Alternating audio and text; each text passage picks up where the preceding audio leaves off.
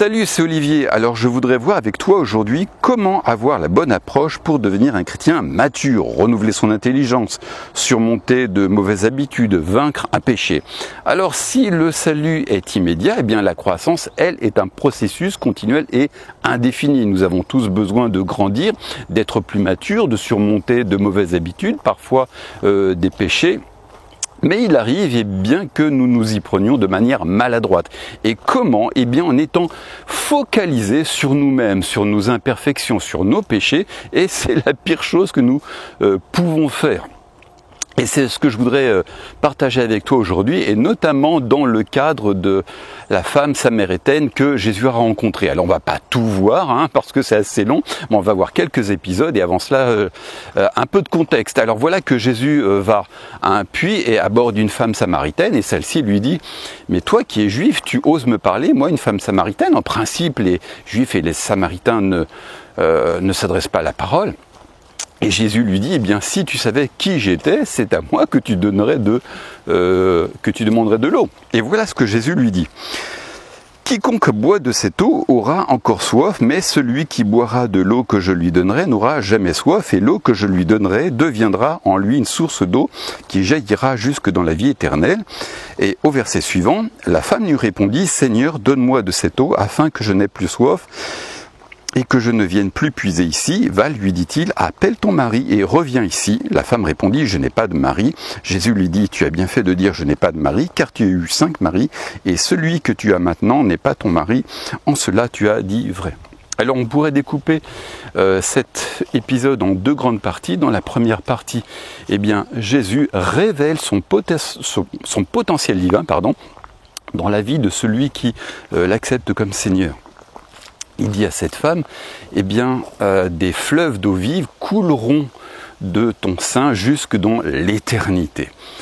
Il met vraiment l'emphase sur son potentiel, non pas le potentiel de cette femme, mais le potentiel de Christ dans la vie de cette femme, si celle-ci l'accepte comme Seigneur, sa vie Zoé, sa puissance, son amour, les réalités de la nouvelle création. Et dans la deuxième partie, eh bien, Jésus prophétise et révèle la vie dissolue de cette femme.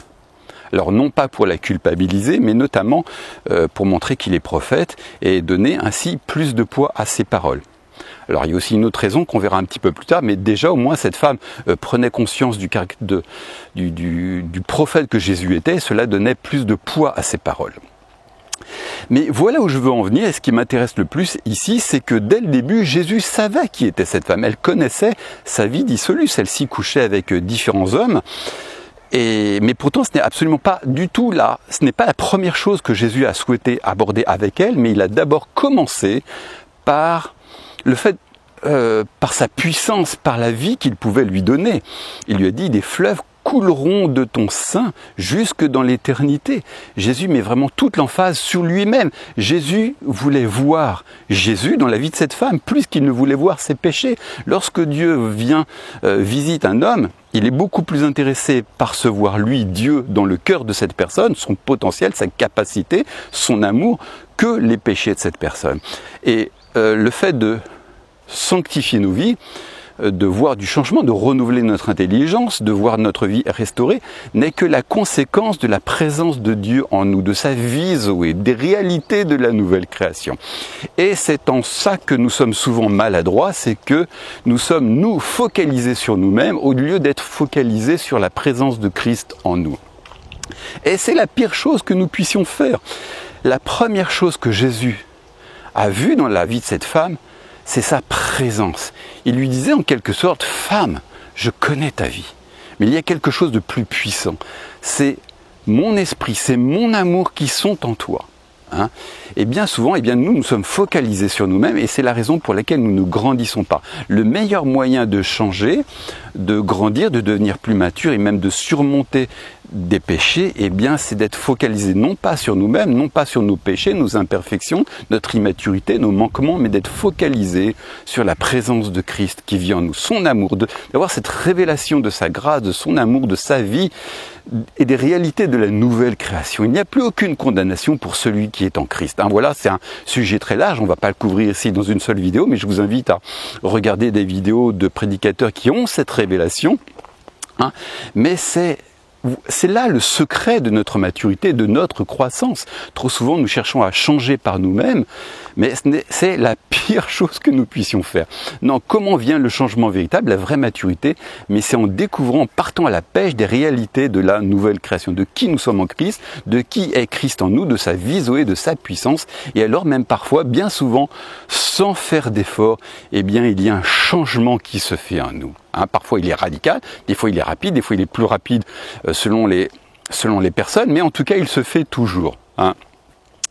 Alors ensuite, pourquoi est-ce que Jésus a parlé de la vie dissolue de cette femme? C'était pas pour la juger, mais c'était pour lui dire, eh bien femme, je connais ta souffrance. Vous savez, la raison pour laquelle les gens pêchent, c'est pas par amour pour le péché nécessairement, c'est parce qu'il y a une souffrance. Peut-être que cette femme recherchait son père au travers, peut-être qu'elle n'avait pas connu son père et que par ses relations avec des hommes, c'était peut-être la présence d'un père. Elle n'avait pas connu son père et elle était peut-être à la recherche d'un modèle paternel. Vous savez, souvent les gens pêchent, mais c'est souvent pour cacher des souffrances, parce qu'il y a un manque dans leur vie. Vous avez des gens qui se tournent vers l'impudicité, en fait c'est parce qu'il y a du stress en eux, et l'impudicité peut apporter une certaine satisfaction, un certain soulagement. Il y a des gens même qui prennent de l'alcool, non pas pour le plaisir de s'enivrer, mais c'est parce qu'il y a une souffrance en eux qu'ils veulent faire taire. Et cette personne qui peut les guérir, eh bien c'est Dieu qui vit en eux.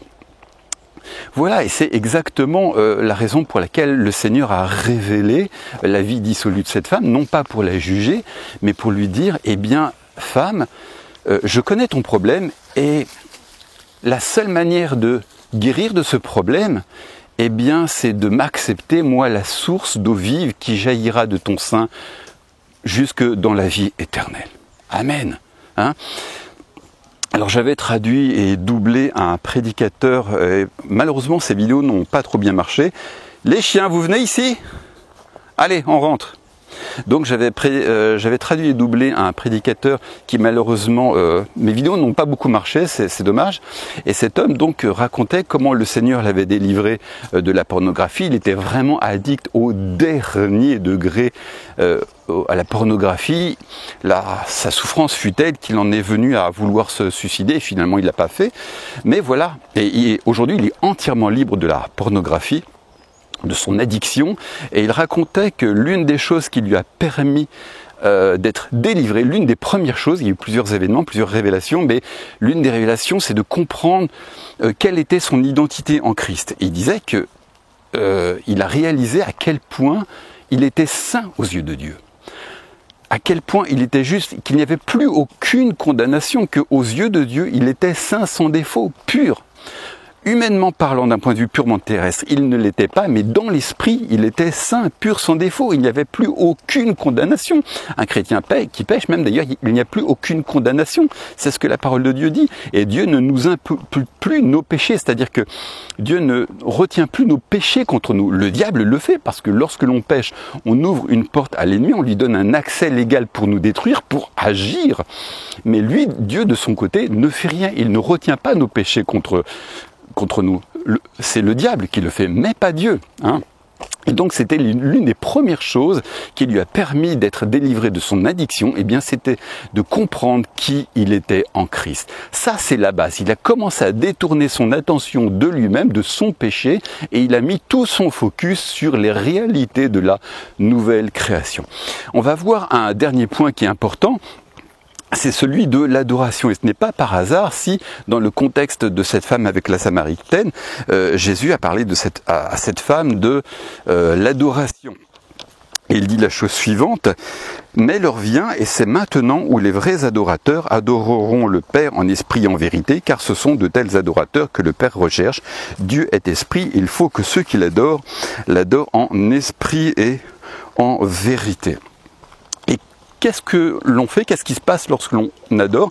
Eh bien, on détourne notre attention de nous-mêmes et on porte toute notre attention sur le Seigneur. Et qu'est-ce qu'on peut faire? Eh bien, quand je parle d'adoration, ça peut être juste de simples actions de grâce. On rend grâce, parfois de simples exclamations. Je dis pas qu'on doit passer 2 heures, 3 heures dans la louange. Si c'est ton truc, alors fais-le. Mais si c'est pas ton truc, même déjà quelques exclamations sincères où tu rends grâce à Dieu pour qui il est, pour sa puissance, pour son amour, eh bien, tu as déjà fait un pas dans l'adoration. Et ça ne sera pas sans conséquence dans ta vie pour grandir. C'est d'avoir une vie de reconnaissance, une vie d'adoration. Et quand je parle aussi de louange ou d'adoration, je ne parle pas de ces chants des fois qui sont plutôt des chants chrétiens motivationnels, où on s'encourage les uns les autres un petit peu. Je me rappelle, il y a quelques années, il y avait un chant très en vogue qui disait « Viens, ne tarde plus, adore ». Alors, j'aimais pas du tout ce chant. J'aime bien la mélodie, mais j'aime pas du tout les paroles. Je me disais, bah c'est bon, ok, je suis là, maintenant qu'est-ce que je fais, vous voyez ? Mais moi j'aime bien les chants où on adore directement, où on élève le Seigneur dans l'adoration, hein, pas des chants d'encouragement. Bref, écoute, c'est tout ce que je voulais partager avec toi. C'est le début, je dis pas que suite à cette vidéo, ça y est, tous tes problèmes vont se régler, mais déjà comprends que c'est dans ce sens-là que tu dois aller, que tu dois travailler. Commence à détourner ton attention de toi-même et porte toute ton attention sur la puissance de Dieu qui vit en toi, sur les réalités de la nouvelle création, sur Christ qui vit en toi, sur qui tu es en Christ, sur qui Christ est en toi. Et c'est dans ce sens-là que tu dois déjà que tu dois partir. Et c'est normal d'être un peu attristé quand on pêche, c'est normal. Mais ce qui n'est pas normal, c'est de camper éternellement dans notre tristesse, d'être abattu par nos imperfections, nos péchés, nos mauvaises habitudes. C'est normal d'être un petit peu attristé pendant un temps, mais ce qui n'est pas normal, c'est de camper éternellement dans cette tristesse. Non, qu'on pêche, Seigneur, je confesse mon péché, je reçois ta grâce, et gloire à Dieu, je suis une nouvelle créature, Christ vit en moi. Voilà, écoute, ça sera tout pour moi, je te donne rendez-vous pour une prochaine vidéo. Ciao!